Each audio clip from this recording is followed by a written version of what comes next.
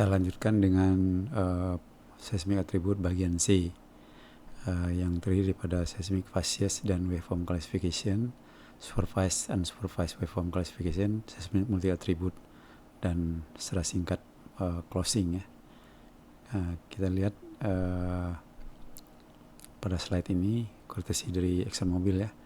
Jadi kita lihat ada 3 model satu dimensi dari reservoir ya. Jadi ada seal-nya, ada reservoirnya. Jadi ini good seal, good reservoir. Nah, responnya seperti ini ya. Ini seal-nya bagus, reservoirnya juga bagus. Nah, ini seal-nya yang poor ya. Seal-nya poor, reservoirnya bagus. Nah, responnya berubah ya. Berubah. Kita lihat responnya berubah. Kemudian good seal tapi poor reservoir ya. Nah, ini juga responnya beda. Ini poor seal, poor reservoir. Ini juga waveformnya beda ya. Jadi kita lihat 4 case ini itu formnya beda, waveformnya bentuknya beda-beda walaupun semuanya katakanlah dia zero crossing ya interface ini, tapi baik amplitude-nya maupun amplitude-nya terutama ya, nah, itu beda ya. Nah, jadi kita melihat ada keterkaitan antara waveform dengan perubahan daripada litologi ya, perubahan litologi atau porosity dari masing-masing layernya. Nah, inilah dasar daripada waveform classification ya, waveform classification. Jadi misalnya kita melihat contoh ini ya, ini ada satu section ya, dari satu 3D ya. Jadi ini sudah dilakukan interpretasi pada 2 horizon. Horizon ini ada 3 begini ya. Ini dan ini ya. Ada 3 horizon yang biru ini ya. Nah, kemudian kita lihat yang ini, kita lihat yang bawah ini ya. Yang bawah ini kita lihat ini ada bright spot, ada sumur E1. E1 ini producer ya. Jadi gas producer. Sedangkan E1 ini water well ya, water well. Jadi dia wet di sini ya. Water wet. Jadi kalau kita lihat jadi waveform ini wavelet atau waveform daripada seismik di masing-masing CDP ini itu pada window yang antara ini dan ini ya, itu diklasifikasikan dalam sejumlah reference waveform ya. Nah, kemudian dikasih warna. Kalau ini warnanya biru sama hijau barangkali ya. Kalau ini coklat ya. Nah, sehingga nanti kita melihat ya. Nah, jadi ini sebenarnya ini ada channel ya. Jadi lintasan tadi, ini lintasannya, ini melalui dia melalui ini tadi, melalui yang wet ya, E2 itu ada di sini E2-nya ya. Kemudian E1-nya ada di sini. E1 itu yang E2 itu yang ini. E2 itu yang ini ya. E2 itu yang gas ya.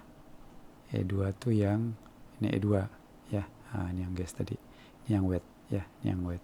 Jadi bisa di setelah program itu membuat klasifikasi waveformnya ya di interval ini di seluruh cube-nya ya, di seluruh cube-nya, maka ini warnanya seperti ini. Nah, ini yang E2 itu warnanya seperti ini, refer ke kelas yang ini, kelas nomor 10 ya.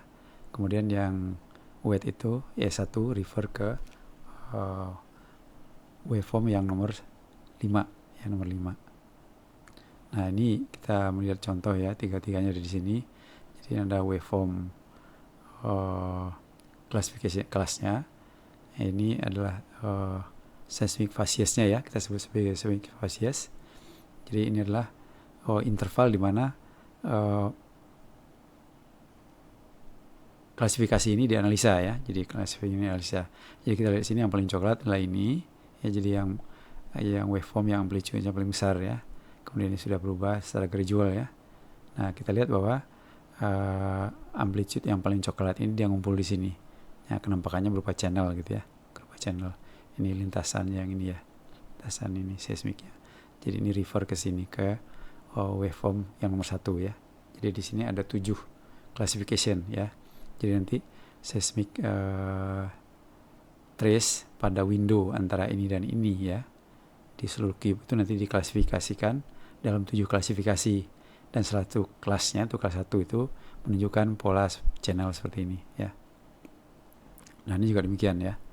Nah, ini kalau kita lihat di sini ada berapa nih klasifikasinya, 1, 2, 3, 4, 5, 6, 7, 8, 9, 10, 11, katakanlah 11 atau 12 ya.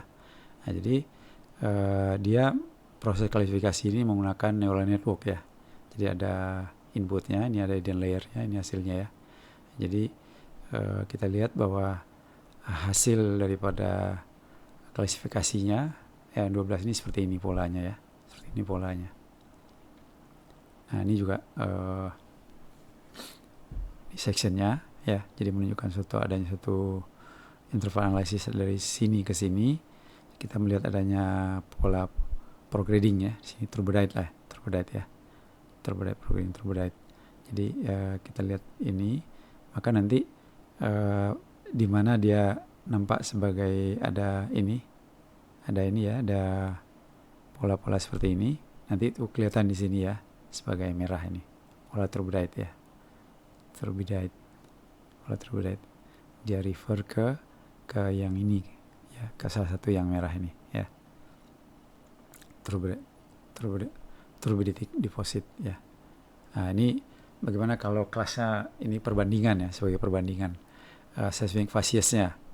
Kalau misalnya kita define ya, ini kan kita define-nya ini kita coba-coba ini kan, coba-coba tergantung semakin banyak kelasnya, semakin banyak ya warna yang bisa kita lihat di map ini, dan polanya juga mungkin semakin rumit ya. Nah, semakin sedikit ya semakin sedikit pula ini facies color-nya nih ya. Nah, ini kalau kita lihat, kalau untuk 6 kelas ya, klasifikasi 6 kelas bentuknya seperti ini. Kalau untuk yang 4 ya lebih sedikit bentuknya seperti ini. Jadi kita melihat adanya pola yang lebih simple ya, kalau kelihatannya seperti yang hijau misalnya ya. Nah, itu kelihatan lebih simple polanya dibandingkan dengan yang ini. Kalau ini kan agak noisy kelihatannya ya. Yang kuning juga gitu ya. Jadi ini lebih kayak 4 itu, kalau dalam hal ini mungkin kita akan memilih 4 itu lebih cocok daripada yang 5, daripada yang 6 ya. Kemudian kita lanjut ke supervised unsupervised waveform classification. Nah, kalau yang ini umumnya nih digunakan strategic software-nya ya. Kalau yang ini menggunakan landmark ya. Jadi ada postepal namanya ya. Jadi how do we track map change in seismic waveform? Nah, seperti yang tadi, kalau kita kembali ke gambar reservoir tadi ya, yang ada seal-nya dari reservoirnya. Nah, gimana kita men-track dan map perubahan daripada seismic waveform ya. Nah, di waveform classifier itu track and assign ya surrounding target wavelet within specified window to a reference wavelet ya. Reference ini dapat lebih dari satu ya, dan relate kepada seismic waveform di well location biasanya, yang berhubungan dengan satu reservoir model seperti yang tadi kita lihat ya. Jadi satu waveform itu biasanya di refer kepada reservoir model di sumur ya, lokasi sumur. Nah, grup daripada surrounding wavelet yang sama ya, yang sama atau mirip seperti target waveletnya, itu corresponding to kita sebut sebagai facies ya, stratigraphy atau facies ya. Jadi warnanya sama. Jadi kalau trace yang setelah dianalisa dia mirip seperti target waveletnya, maka nanti di warnanya akan sama, dibuat sama ya. Jadi seperti akan sama. Jadi dia disebut sebagai facies. Nah, kalau di supervised waveform ya, hanya satu trace yang mempunyai good correlation kepada target wavelet in area ya, di map sebagai satu facies ya. Jadi trace yang tidak mempunyai correlation yang bagus ya, kalau kita punya lebih satu wavelet misalnya, kalau dia tidak mempunyai correlation yang bagus kepada target wavelet atau salah satu dari wavelet itu, maka dia diwarnai dengan zero facies, warnanya putih ya. Tapi kalau di unsupervised seperti yang tadi, unsupervised itu kita hanya menentukan jumlah fasiesnya, misalnya 6 atau 4 tadi ya, maka nanti semua trace itu akan dipaksa ya untuk mirip kepada salah satu daripada target waveformnya. Nah, ini misalnya kita punya 4 sumur di sini ya. Masing-masing sumur ini punya karakter log yang beda-beda sennya ya. Ini blocky tapi nggak begitu clean kali ya. Kalau ini nggak begitu blocky ya, jadi beda sama ini karakternya. Ini lebih bagus stand-nya ya. Ini kan kelihatan di resistivity juga ada minyaknya ya. Kalau ini agak porosinya agak rendah kelihatannya ya. Nah ini kalau ini tipis ya stand-nya maaf. Ini karakter locknya beda, ada. Jadi yang tadinya stand yang tebal seperti ini kayaknya terbagi 3 ya, terbagi 3. Kalau ini beda lagi ya, beda lagi karakternya. Jadi masing-masing seismic waveform ya dalam window ini ya, itu merepresentasikan suatu karakter lock yang berbeda-beda ya. Ini karakter locknya yang blocky ya. Ini terbagi 2 sennya, kalau ini terbagi 2 juga, cuman kualitasnya nggak begitu bagus ya. Jadi ini lokasi sumurnya ya.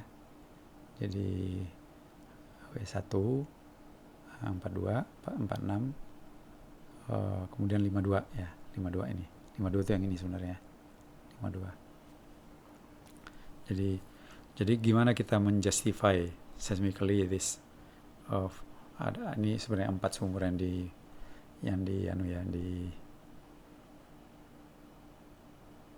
dipropose ya. Nah ini kalau kita pakai 4 supervised traces ya. Jadi ini warnanya kuning, ini warnanya merah, ini warnanya hijau, yang 4 ini yang 46 ya. Ini yang 52 warnanya ini hijau ya. Ini. Jadi kalau yang 41 ini warna kuning tadi yang agak kesannya kelihatan blocky ya, tapi ya poor porosity-nya, penyebarannya ini ya, penyebaran kuning ini ya. Jadi agak terbatas penyebarannya. Tapi 42 ini cukup bagus ya penyebarannya ya. Nah yang 46 ini juga penyebarannya cukup meluas ya. Ya 452 ini permajaan yang hijau ini ya. Ini jadi kelihatan ya. Jadi sedangkan yang nggak masuk kepada salah satu dari yang 4 ini warnanya menjadi putih karena dia nggak cocok ya. Setelah dianalisa ya dalam window yang sama ya, analisa ini nggak masuk ke dalam salah satu dari yang 4 ini. Nah ini kalau dibandingkan ya dengan reservoir model dari secara geostatistik ya, kalau kita bandingkan, jadi ini lebih make sense ya penyebaran daripada reservoir yang ditunjukkan oleh seismic facies ini ya, berdasarkan supervised facies ini, itu lebih make sense dibandingkan dengan yang ini.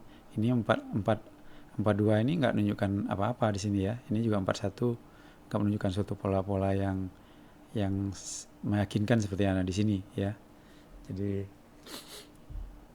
Jadi inilah kelebihan kalau kita menggunakan seismik ya, informasi dari seismik. Sedangkan ini kan dia menggunakan informasi sumur ditambah dengan variogram ya. Kalau di sini ini digunakan seismik ya. Nah, ini adalah yang sudah tadi kita lihat.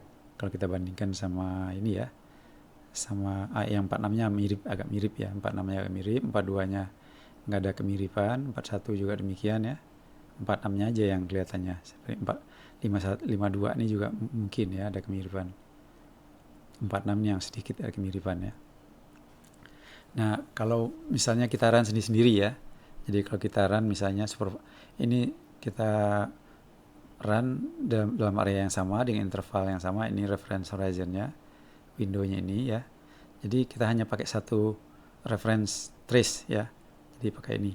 Penyebarannya ini, cuma ini aja. Yang lain nggak masuk ya. Jadi di AW6 tadi, di 42, 46 ya, 52 itu nggak masuk ke sini, beda memang karakternya ya. Karakternya beda. Nah, ini juga demikian. Kalau AW2 penyebarannya cuma di sini, 42 ini ya. Penyebaran dari sen yang bagus bisa dilihat di sini ya. Jadi yang ini line-nya ini ya. Line ini dari 41 ya, ini 41, ini 42. Jadi dari 41 nggak masuk karena beda karakternya kan. Nah, mulai di sini dia mulai merah ya, mulai merah. Ini bagus. Nah, ini penyebaran daripada AW2 ya. Jadi 46 juga demikian ya. Jadi 46 itu dia nggak menyebar jauh. Di sini kan sudah beda ininya. Ini sectionnya. Nah, ini yang di selatan nih kelihatannya. Ini yang dari selatan. Ini di sini dia beda, nggak masuk. Di sini dia mulai sama ya. Ini karakternya. Nah, ini juga penyebaran dia berhenti sampai sini ya. 52 juga demikian ya, ini 52 yang ini ya. Jadi karakternya nih, di penyebarannya nih karakternya. Ya, ini sampai sini dia berhenti di sini ya.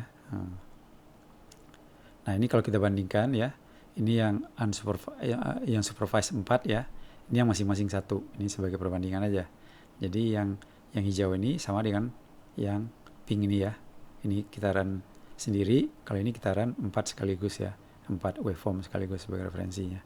Yang ini juga yang merah sama yang merah ya, dia sangat sama ya, sama persis barangkali ya, sama persis dia. Jadi ini supervised 1 ya, 42, ini supervised 4 facies, sedangkan ini supervised 1 reference ya, ini 1 reference, 1 reference, ini 4. Nah ini kalau kita bandingkan dengan yang unsupervised ya. Jadi kalau unsupervised ini dia paksa ya, kalau ini kan ada yang putihnya tadi kan, ada yang putih, jadi nggak ada yang nggak masuk ke salah satu dari yang 4 ini. Sedangkan yang di unsupervised ini dia paksa, dia jadi 4 facies, dan polanya pun ada yang mirip ada yang enggak, kayak 42 itu dia ada mirip-mirip lah ya. Nah yang 41 juga mungkin mirip-mirip ya, sebentar dilihat. 46 juga nggak mirip ya, agak beda dia. Jadi karena dia paksa ini ya, karena dipaksa. Memang ada nanti kontrolnya ya, seberapa ini ada cross collision coefficient-nya. Nah sekarang kita masuk ke dalam seismic multi attribute ya. Nah dalam ini kalau anisani lebih kuantitatif ya, multi attribute ya. Jadi dalam kita melakukan cross plot ya, itu ada beberapa metode yang kita gunakan. Linear regression ini kan sudah biasa ya. Ada principal component, ada neural network yang tadi juga sudah diterapkan dalam waveform classification tadi ya. Ada regional growing, ada classification, discriminant analysis, cluster analysis, thresholding ya. Nah ini yang nanti akan banyak diterapkan dalam membicarakan multi attribute analysis pada slide berikutnya ya. Jadi pada multi attribute analysis ini itu kita mencari ya relationship antara well data dengan seismic data ya. Jadi well data ini kan ada log propertinya, porosity, density, gamma ray dan sebagainya ya, seperti P-wave. Seismic ini punya atribut ya, ada banyak atribut yang bisa di-generate. Nah kemudian di cross plot ini ya, secara dicari statistical relationship-nya. Nah kemudian nanti lakukan kalibrasi, residual correction, interpretation ya. Nah ini prosedur well tie ya, ini kan sudah sering kita bicarakan ya. Jadi well tie, seismic data, ini well data ya, check shot, density, velocity, density sama sonic, create sintetik, bandingkan, kalau oke ya, dah. Jadi ini nanti kita estimate wavelet-nya di sini ya. Nah, ini salah satu contoh seismic well tie ya yang dilakukan dengan menggunakan salah satu software ya, Amazon Russell, ini e-log Amazon Russell. Jadi seperti yang kita lihat, sudah kita lihat pada slide sebelumnya di bab lain ya. Jadi ini ada beberapa track ya. Jadi track ini adalah track seismic trace ya, dari satu line ya. Jadi ini adalah yang merah ini yang tengah-tengahnya, diulang sini 3 kali. Ini adalah sintetiknya. Yang sintetik ini di-create dari sonic, P-wave, density, compute impedance, kemudian compute reflection coefficient, dikonvolusikan dengan wavelet. Ini waveletnya ini ya. Nah, jadi kita bandingkan ini sama ini. Nanti kecocokan antara ini dan ini itu pada window tertentu ya, itu dinyatakan dalam correlation coefficient ya. Jadi correlation coefficient-nya kalau 7.77 ini sudah cukup bagus ya, cukup bagus. Dan di sini kita melihat kemiripan antara P-wave dengan gamma ray. Jadi dalam hal ini P-wave itu bisa kita jadikan sebagai target log supaya nanti kita bisa mempredik ya sen ini penyebarannya seperti apa dari seismik ya. Begitu juga density ya, cukup mirip dengan gamma ray ya. Nah, ini correlation-nya bagus ya. Nah, kalau ini kita lihat ya, di sini yang mirip tuh dengan gamma ray adalah density ya. Jadi kemiripan daripada gamma ray dengan density bagus sekali ya, A2, kemudian B1 ya, kemudian D2 dan ini descent ini. Maka dalam hal ini itu density itu merupakan target log yang appropriate ya untuk generate supaya kita bisa menggambarkan penyebaran daripada sen ini ya, sen A1, B1, A2, B1 dan desen ini ya. Dan correlationnya juga cukup bagus ya, itu 7195 ya. Nah, seperti yang sudah kita lihat juga pada slide-slide sebelumnya ya, bahwa untuk exploitation ya, pada tahapan bisnis effort di exploitation ya, dari channel mapping, exploitation. Nah, itu kita memerlukan seismic well tie yang sangat bagus ya kualitasnya, karena nanti kita akan cross plot antara well atau lognya dengan seismic attribute. Jadi kita memerlukan karakternya harus match, time-nya juga tentunya harus match ya. Jadi usaha kita untuk membuat tie ini juga cukup besar ya, karena semakin banyak sumber yang digunakan, tentunya ini juga memerlukan usaha yang semakin besar ya untuk membuat dia menjadi tie yang bagus ya. Nah, ini salah satu software yang worldwide ya, sangat banyak digunakan untuk yang dikembangkan oleh Amazon Dassault ya, untuk melakukan seismic multi attribute ini adalah eMERGE. Itulah satu program yang menganalisa relationship antara log dan seismic data pada well location, dan menggunakan relationship itu untuk mempredik atau mengestimate volume daripada log property pada semua location daripada seismic volume ya. Jadi nanti yang kita dapatkan volume ya. Jadi metode cross plotting ini ada banyak ya. Jadi bisa conventional cross plotting ya, ini sama dengan ini bersama linearnya ya. Ini stepwise regression, convolutional operator yang salah satu yang juga nanti perlu kita tentukan ya, convolutional operatornya ini. Nah, kemudian ada yang namanya probabilistic neural network ya. Kemudian multi-layer feed-forward network. Ini adalah cara-cara kita melakukan cross-plotting ya untuk multi-attribute. Nah, ini misalnya yang linear ya, misalnya ya, yang linear tadi. Jadi kalau kita punya density, porosity dengan atribut seismik yang lain, katakanlah ini velocity ya, maka nanti kita lihat ini agak scattered ya. Jadi correlationnya pun juga rendah ya, 0.29, dan errornya juga masih besar ya, error porosity ya, kan cukup besar ya, 0,06. Jadi ini tentunya kalau kita mau generate porosity dari atribut ini tentunya nggak appropriate ya, karena sangat rendah correlationnya.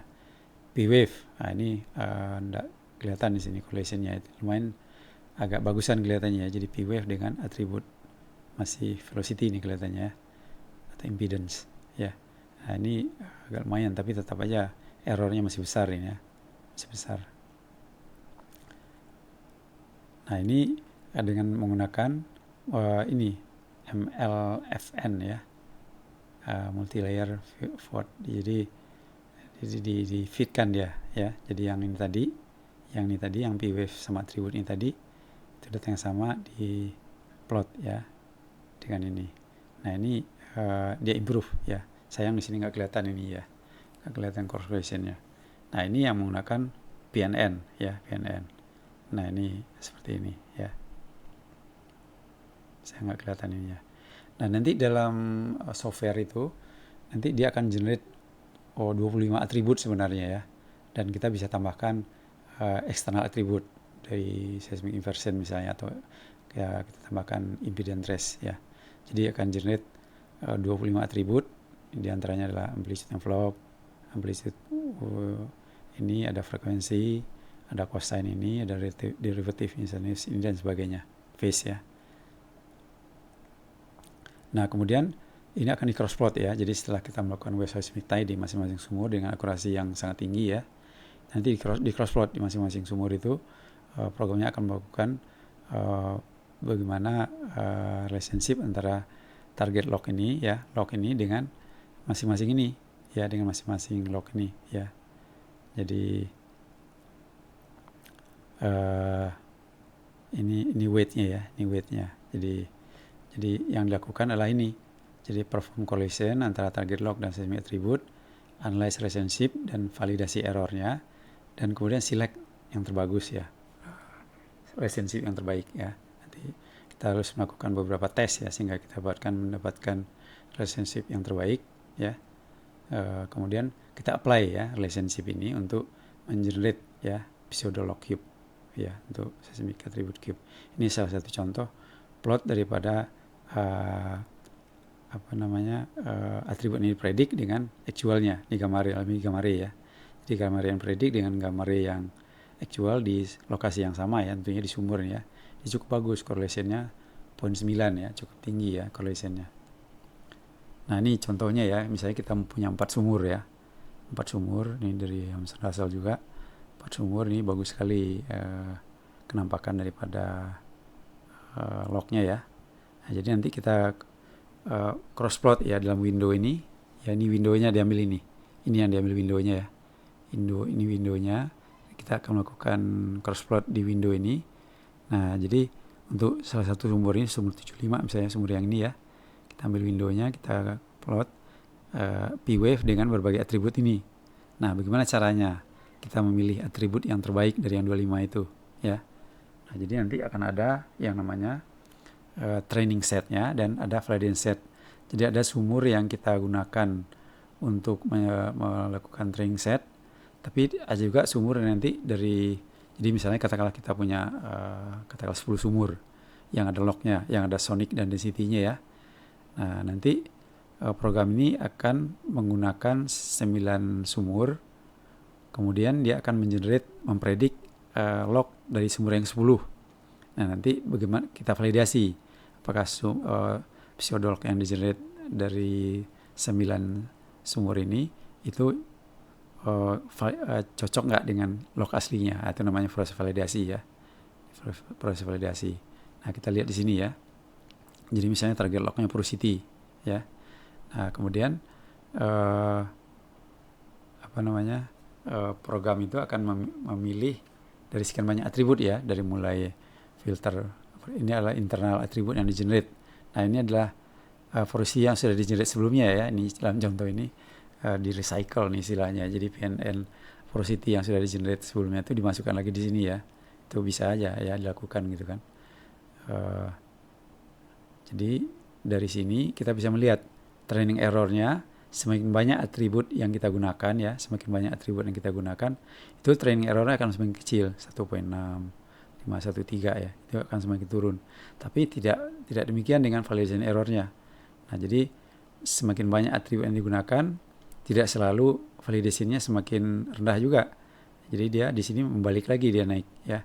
Jadi sini kita lihat 1.6 turun, 16058, 48, kemudian naik lagi. Nah jadi di sini kita pilih cukup 4 atribut yang kita gunakan ya, 4 atribut, karena setelah 4 atribut itu validation errornya semakin tinggi. Artinya adalah bahwa log yang kita generate ya dari training well itu nggak lagi cocok dengan kecocokannya dengan log aslinya, tidak lagi bagus gitu ya. Jadi kita dalam hal ini kita pilih 4 ya, kita pilih 4 atribut ya. Nah ini juga demikian ya. Ini ada validation, ini error makin banyak atribut yang digunakan itu error semakin kecil ya, average errornya. Ini P-wave kali ya, ini sonic mungkin ya. Kemudian ini validationnya, ini naik lagi dia jadi 4, cukup 4 ya yang digunakan. Ini tergantung dari hasil tes ya. Nah jadi kita lihat di sini bahwa untuk ini misalnya ya, nah ini sumur-sumur yang digunakan untuk sebagai trainingnya. Ini ada banyak sumur yang digunakan sebagai training ya. Nah ini adalah yang dipredik adalah P-wave ya. Kemudian atribut yang digunakan adalah ini model base sebagai eksternal atributnya. Kemudian integrate row seismic angle. Kemudian nanti ini ya kita akan lihat nanti di validation plot yang tadi ini ya, berapa atribut yang digunakan ya. Itu nanti kita lihat di plot seperti ini. Nah ini adalah predicted proses actualnya untuk PP ya, karena ini predik di sini adalah P-wave. Jadi kita bisa cross plot antara P-wave yang dipredik ya di lokasi sumur dengan actual P-wave-nya. Jadi di sini kita lihat korelasinya sangat bagus ya, 99.99. Nah ini kenapa bisa tinggi, ini didukung oleh seismic well tie yang sangat bagus ya. Didukung oleh seismic well tie yang sangat bagus. Nah ini contohnya ya. Jadi kita generate ya di 4, misalnya ini training wheel-nya ada 6 lah di sini misalnya. Ini window-nya di mana kita melakukan seismic multi attribute-nya ya, window yang biru ini. Nah, jadi kita bisa melihat kecocokan antara yang dipredik sama yang dipredik nilai model log-nya ini, kemudian original log-nya yang hitam ya. Jadi kita melihat bagaimana kecocokan antara yang hitam ini sama yang merah. Ini menunjukkan send ya. Tadi kita sudah lihat bahwa untuk kasus ini itu P-wave tadi bisa di-generate karena dia mirip sekali sama gamma ray ya. Jadi menunjukkan send ya. Ini juga menunjukkan send ya. Ini cukup bagus tainya ya. Ini cukup bagus, ini juga cukup bagus. Nah, kemudian seperti yang tadi itu ya, setelah ini di-generate, ini bisa digunakan lagi buat di sini. Sebenarnya ini nggak begitu kan, ya nggak semua orang juga setuju sebenarnya. Kita generate P-wave-nya menggunakan PNN, kemudian apa yang sudah kita dapatkan di sini kita pakai lagi sebagai external attribute-nya untuk improve correlation-nya ya. Jadi correlation yang tadinya 0.78 sekarang improve menjadi 0.99 ya. Errornya juga turun kan dari 5.7 menjadi 1,2. Jadi improve ya. Jadi kecocokannya juga sangat bagus ya. Sangat bagus. Nah, ini biasanya flow kortesi dari Agustiana ya. Nah, ini biasanya dari 25 atribut yang di-generate di internal immerse ini ya. Itu nanti kemudian ada target log-nya, bisa porosity, bisa gamma ray, bisa P-wave dan sebagainya ya. Nah, itu nanti kita cross plot dulu dengan menggunakan multi attribute transform ya. Nah, kalau correlation-nya cukup bagus ya kita langsung bisa gunakan ya. Kalau misalnya kita anggap correlation ada cukup tinggi, errornya udah rendah ya. Lihat dari plot error sama validasi tadi dan cross correlation-nya. Kemudian kalau sudah bagus ya kita generate ya pseudolog-nya dengan relationship yang didapatkan dari sini. Tapi kalau kurang begitu bagus, nah kita bisa gunakan ini sebagai input ya, external attribute untuk masuk ke sini ke probabilistic network ya. Jadi kita pakai ini PNN, kemudian nanti kita temukan nanti biasanya kita udah temukan base correlation ya, kemudian kita generate pseudo cube-nya. Nah, ini juga mirip-mirip ya, seperti ada target log-nya, initial seismic-nya, external attribute-nya misalnya acoustic impedance ya. Kita analisa dulu yang menggunakan ini multi attribute stepwise linear regression. Kalau nanti masih kurang bagus, kita teruskan dengan neural network ya. Nanti biasanya sini udah bagus, kemudian kita apply train networknya untuk kepada volume ya. Kemudian nanti kita lihat ya gimana kita bandingkan dengan sumur validasi ya, di sumur-sumur yang tidak digunakan sebagai training well. Jadi biasanya kan kalau kita punya katakanlah 50 sumur ya, nah kita gunakan misalnya cuma 25. Yang 25 ini kita bisa gunakan sebagai training well-nya ya, sebagai validasinya. Tapi validasi bukan dalam pengertian yang tadi ya. Nah, ini juga bisa kita gunakan kalau ini lain lagi targetnya ya. Kita pakai multi attribute stepwise linear regression, kemudian bisa kita ada beberapa pilihan lain kayak PNN, MLFN ya dan sebagainya. Kemudian kita apply ya relationship-nya ini ya, train neural network-nya ini kepada volume ya, kemudian kita validasi ya. Nah, ini kita lihat case example ya. Jadi kita lihat tadi ini gamma ray-nya ini dengan P-wave-nya kan sangat mirip ya. Jadi gamma ray ini yang menjadi target kita ya. Nah, correlation-nya cukup bagus. Nah, ini seismic section-nya. Ini adalah P-wave section-nya ya. Ini P-wave section-nya, atribut P-wave section. Jadi kita lihat bagus sekali kecocokan antara gamma ray-nya ya, ini log gamma ray ya, dengan ini menunjukkan penyebaran send-nya. Yang menunjukkan penyebaran send-nya. Yang kemudian kita bisa melakukan picking ya. Picking top send-nya dan base daripada send-nya. Nah, top dan base send-nya kita post-it juga di sini ya. Nah, ini jadi kita lihat di sini bahwa sulit ya kita melakukan picking pada wiggle ini seakurat seperti yang dilakukan di sini ya. Jadi dengan kata lain bahwa adanya atribut P-wave ini itu akan sangat membantu untuk melakukan mapping reservoirnya ya. Kita lakukan picknya, topnya, bottomnya, nanti kita bisa map ketebalannya kan, kita map ketebalannya. Nah juga demikian ya, bagus sekali tie antara log Gamma-ray-nya ya dengan atributnya, atribut VWave. Jadi kita bisa mapping penyebaran daripada, kalau di sini kan sulit ya kita lakukan ini. Coba topnya mungkin oke lah bisa mungkin ya, tapi base-nya kan nggak mungkin kita bisa pick base daripada send BKA ini seakurat seperti di sini ya. Nah, kalau di sini kita lihat density ya, jadi kecocokan antara density log dengan gamma ray. Jadi dalam hal ini kita bisa generate density sebagai target lognya untuk supaya nanti kita bisa mendapatkan atribut yang bisa menggambarkan penyebaran daripada send ya, A2 B1 D send ini yang gamma ray-nya mirip dengan density ya. Ini juga correlationnya cukup bagus ya.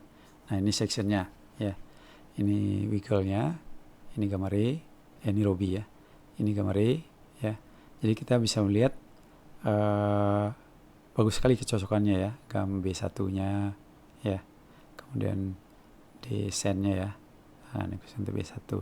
Nah, ini juga jadi tantanya untuk A2 ini ya, apakah ini A2 isolated send ya.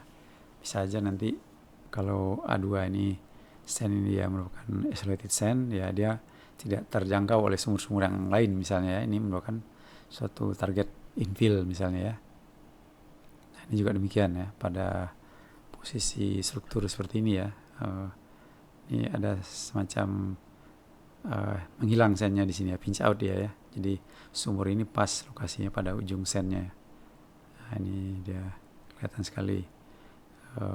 Bisa kita bedakan antara yang reservoir dan non reservoirnya ya dengan atribut ini. Ini juga demikian ya. Kalau ini kita nggak tunjukkan dengan trace-nya, kalau ini kita tunjukkan dengan apa, atributnya dalam bentuk trace-nya ya.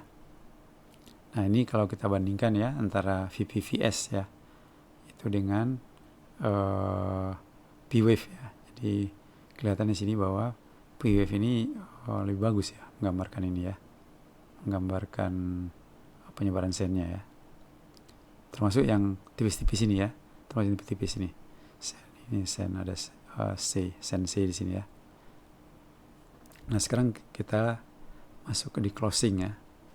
Jadi seismic attribute itu dapat membantu kita dalam mengkategorisasi dan memodelkan reservoir geometry. Tadi sudah kita lihat ya.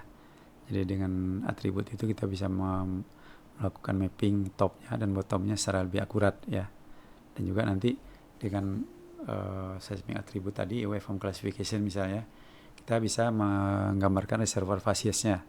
Jadi penyebaran reservoirnya kemana dia berubah menjadi reservoir fasiesnya berubah misalnya ya.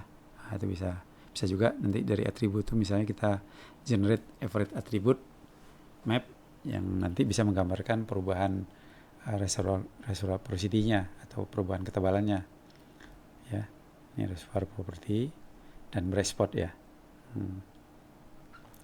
Kemudian bright spot mungkin masih ingat ya, bright spotnya bisa kita lihat dengan jelas tadi dengan di bagian A ya, dengan amplitude attribute ya, dengan amplitude attribute kita bisa lihat bright spot lebih jelas ya. Nah ini juga yang perlu kita ingat ya, bahwa kalau kita bicara lapisan reservoir ya, lapisan yang menjadi interest kita, itu kan tidak selalu dia blocky ya. Kalau blocky ini bagus, kontrasnya di atas bawah bagus ya. Nah tapi kalau dia prograding seperti ini ya, kontrasi di atas bagus tapi ke bawahnya gradual ya. Kalau ini kontrasi bawahnya bagus base-nya, tapi ke atasnya gradual. Jadi ini berkaitan dengan reflectionnya, strong apa tidak reflectionnya ya. Nah, apalagi yang ini ya, apalagi lapisan seperti ini ya. Ini gradual. Yang dua ini misalnya ya. Nah ini yang apa? Yang sharp ya, yang sharp, positif negatif. Ini coba menjadi ini ya. Ini apa? Ini model satu dimensinya ya. Jadi ada yang kontrasnya bagus, ini yang bagus kontrasnya tapi tipis ya. Ini yang gradual ya, ini yang gradual seperti ini ya. Nah ini responnya, ini strong Ini reverse ya, karena dia negatif ya. Ini seperti ini karena dia tipis ya. Ada efek tuningnya tentunya ya. Ini juga negatif ya. Nah ini responnya begini ya, pada bentuknya bersama ya. Nah ini ada doublet. Dia juga demikian kalau dia coarsening upward misalnya ya. Nah, bentuknya seperti ini. Ini yang tipis ya, kontrasnya di atasnya bagus. Ini semakin tebal ke bawah ya. Ini yang finding upward ya. Ini yang coarsening upward, ini yang finding upward ya. Nah, ini responnya begini. Kemudian kalau kita gambarkan dalam 2 dimensi ya, 2 dimensi, model 2 dimensi. Jadi katakanlah ini satu model wedge model ya. Jadi ketebalan sandnya ini seperti ini di sini. Ini ketebalan sandnya ya. Kesini dia menipis ya. Jadi dia menipis. Kelihatannya begitu ya. Kelihatannya dia menipis. Tapi tebalnya sama ini ya. Cuma ya tadi modelnya ini blocky. Ini yang coarsening upward. Kalau ini yang gradual ini ya. Nah, jadi responnya juga beda. Jadi kita tandai dengan ketebalan yang 40 milisecond ya. Ketebalan time-nya 40 milisecond itu, walaupun ini harusnya kalau dia kalau kontrasnya sama ya, itu kan mestinya sama di sini posisinya merah ini ya. Tapi posisi merah kan bergeser-geser tergantung daripada ininya tadi. Kalau yang gradual ya, gradual finding coarsening upward, yang gradual seperti ini. Nah, dia juga menggambarkan bahwa waveform itu juga dia dipengaruhi juga oleh bentuk waveformnya, dipengaruhi juga oleh kontrasnya, kontras di bottomnya dan di topnya ya. Nah ini mungkin sebagai slide penutup ya. Jadi ada baiknya juga mungkin dunia yang kita lihat sekarang ini kan dulu nggak seperti sekarang ya, kayak HP misalnya ya. Nah itu kan zaman dulu belum ada HP. Sekarang kalau yang lahir pada zaman sekarang ini ya mereka tahunya sudah dunia ini seperti ini, ada HP, ada segala kemudahan sudah ada lah gitu ya. Tapi zaman dulu kan tidak begitu ya. Jadi misalnya pada tahun 50-an itu baru ada analog. Jadi kalau kita bandingkan misalnya lapangan Minas di Sumatera yang ditemukan pada tahun 40-an ya, 42 atau 46 gitu ya. Ini seismiknya baru ada, seismik baru ada di sini ya. Jadi itu ditemukan mungkin tanpa seismik ya. Mungkin masih pakai gravity ya. Adapun seismik bentuknya masih analog ya, masih analog.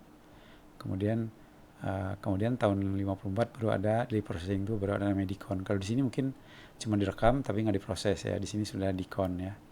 Tahun 50-an ya sudah ada Dicon. Kemudian tahun 60-an ya sudah mulai ada digital recording ya, digital recording. Nah, tapi digital recording ini processingnya mungkin belum seperti sekarang ya.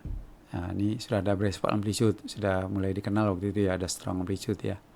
Kemudian ini sudah mulai ada ini energy crisis ya, energy crisis.